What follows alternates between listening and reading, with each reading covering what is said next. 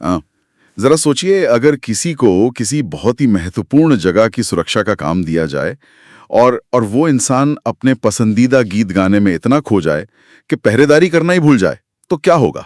हाँ, मतलब ये तो बड़ी गड़बड़ वाली बात हो जाएगी। बिल्कुल।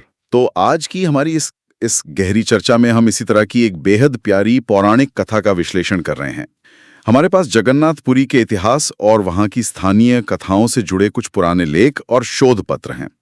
और हमारा आज का मिशन ये समझना है कि भगवान जगन्नाथ ने अपने परम भक्त हनुमान जी को एक जादुई सोने की रस्सी से क्यों बांधा। बिल्कुल। और ये जो कथा है ना, ये सिर्फ एक चमत्कार नहीं है, बल्कि ये भक्ति और ड्यूटी के बीच की एक बहुत ही मीठी कहानी है। हमारे स्रोत बताते हैं कि कहानी पुरी के उस सुंदर समुद्र तट से शुरू होती है, जहां समुद्र की नीली लहरें बहुत ही मतलब शरारती हो गई थी। शरारती मतलब लहरें मंदिर के आंगन में घुस रही थी। हाँ, वो लहरें हंसते हुए छप छप करके सीधे मंदिर के अंदर तक आ रही थी। तो इसे रोकने के लिए भगवान जगन्नाथ ने क्या किया कि उन्होंने अपने सबसे प्यारे भक्त हनुमान जी को बुलाया और उन्हें बाहर पहरा देने का काम सौंप दिया। अच्छा, तो हनुमान जी अपनी वो सुनहरी गदा लेकर बहादुरी से खड़े हो गए होंगे, लेकिन क्या वो सच में सिर्फ पहरेदारी पर ही ध्यान दे पाए? अरे यहीं पर तो कहानी सबसे दिलचस्प हो जाती है। हनुमान जी का मूल स्वभाव एक योद्धा का है, लेकिन अंदर से तो वो एक परम भक्त हैं।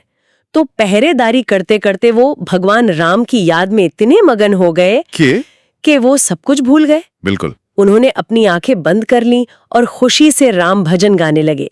मतलब शोध पत्रों में भी इस बात का जिक्र है कि उनके चारों ओर एक जादुई सुनहरी रोशनी फैल गई थी और उनकी इसी निश्चल भक्ति का फायदा उठाकर रात के समय वो जो शरारती लहरें थी ना, वो दबे पांव फिर से मंदिर में आ गए। एकदम सही, लहरें फिर से अंदर आ गईं।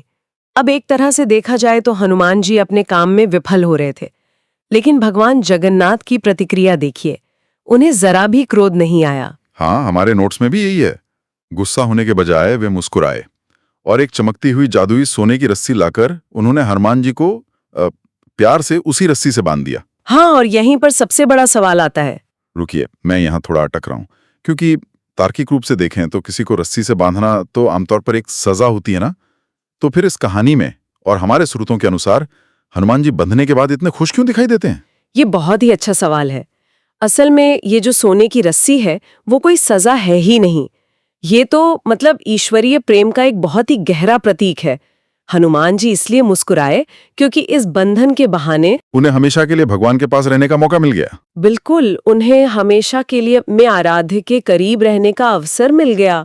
और पता है, ये देखकर वो लहरें भी डर गईं और शांत होकर हमेशा के लिए दूर चली गईं। क्या बात है! ये तो जीवन के लिए भी एक बहुत शानदार सीख है।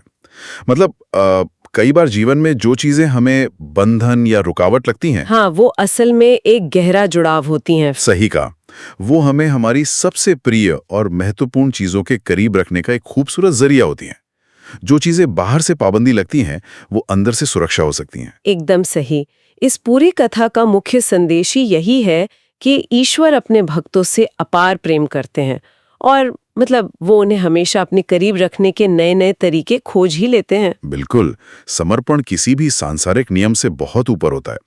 खैर, अब आज के इस विश्लेषण को यहीं विराम देते हैं, लेकिन खत्म करने से पहले मैं उस समुद्र की लहरों के बारे में एक विचारणीय सवाल छोड़ना चाहूंगा। हाँ, बताइए। कथाओं में बताया गया है कि लहरें डरकर पीछे हट गईं, लेकिन क्या पानी की वो शरारती लहरें भी असल में भगवान जगन्नाथ के चरण स्पर्श करने के लिए बेताब एक भक्त की तरह नहीं थी? ओहो, ये तो बहुत ही गहरा विचार है ना?